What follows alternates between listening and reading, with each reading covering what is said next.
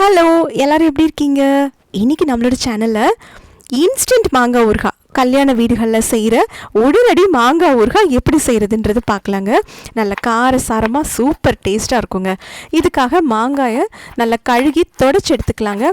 ஈரப்பதம் இல்லாமல் நல்லா தொடச்சி எடுத்துகிட்டு அதை ரெண்டாக கட் பண்ணிவிட்டு உள்ளே இருக்கிற அந்த கொட்டையை மாற்றிட்டு ஒரு பாதி எடுத்து நீளமாக மெல்லிஸாக ஸ்லைஸ் பண்ணிவிட்டு இப்படி க்ராஸாக கட் பண்ணிட்டோன்னா சூப்பரான டிசைன் நமக்கு கிடைக்கும். மாங்காய் பீஸ்கள் வித்தியாசமாகவும் கட் பண்ணலாம், ஸ்கொயராகவும் கட் பண்ணலாம்.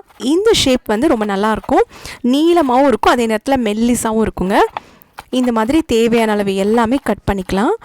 மாங்காய் கட் பண்ணும்போது எப்படி வேணால் கட் பண்ணலாம், ஆனால் எல்லா பீஸஸும் ஒரே அளவில் இருந்தால் தான் அது நல்லா டேஸ்ட்டாகவும் இருக்கும். அதே நேரத்தில் இந்த மசாலாலாம் நல்லா அழகாக பிடிச்சிருக்கும், பார்க்குறதுக்கும் அழகாக இருக்குங்க.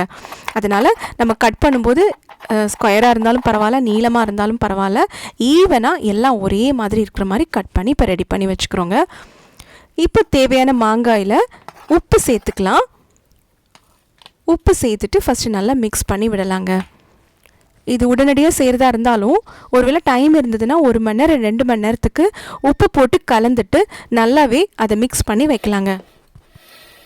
ஒரு பீங்கான் ஜாடி இல்லைன்னா மண் பாத்திரத்தில் இந்த மாங்காய் துண்டுகளை சேர்த்து அதில் உப்பு போட்டுட்டு மிக்ஸ் பண்ணி வச்சா ரொம்ப நல்லது. தேவையான அளவு உப்பு சேர்த்துக்கலாங்க. அந்த உப்பு அதில் இறங்கி கொஞ்சம் தண்ணி விட்டுருக்கும்.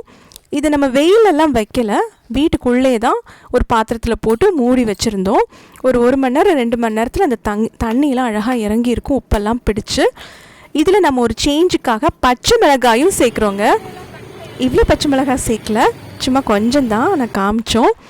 இந்த காந்தாரி மிளகாயும் சேர்க்கலாம். காந்தாரி மிளகாயோட மருத்துவ குணங்கள் ஏற்கனவே நம்மளோட சேனலில் இருக்குது, நீங்கள் அது கூட பார்க்கலாம். இப்போ கட் பண்ணி வச்சுருக்கிற மாங்காய் பீசஸில் நம்ம கொஞ்சம் மிக்ஸ் பண்ணி கொடுக்கலாம். 2 மணி நேரம் ஆயிடுச்சு, நல்லாவே உப்போடு கலந்து தண்ணி விட்டுருக்கு, நல்லா ஊறி இருக்குது.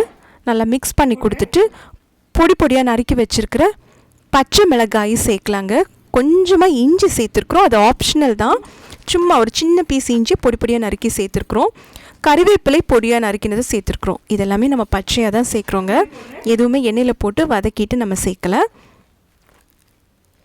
இப்போ இதில் பெருங்காயத்தூள் அதுவும் தேவையான அளவு சேர்க்கலாம்.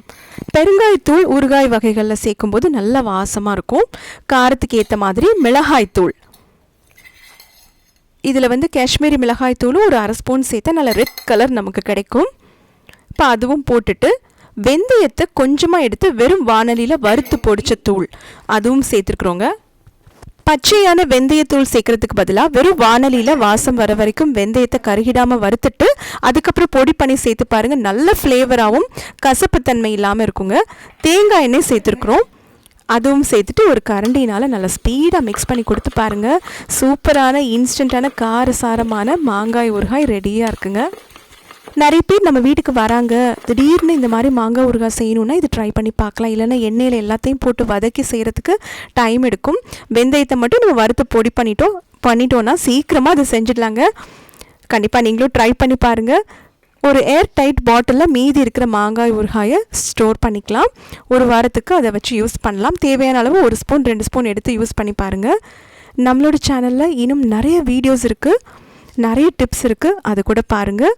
வீடியோஸ் லைக் பண்ணுங்கள், ஷேர் பண்ணுங்கள், சப்ஸ்கிரைப் பண்ணுங்கள், பெல் ஐக்கானை கிளிக் பண்ணுங்கள். தேங்க்யூ ஃபார் வாட்சிங்.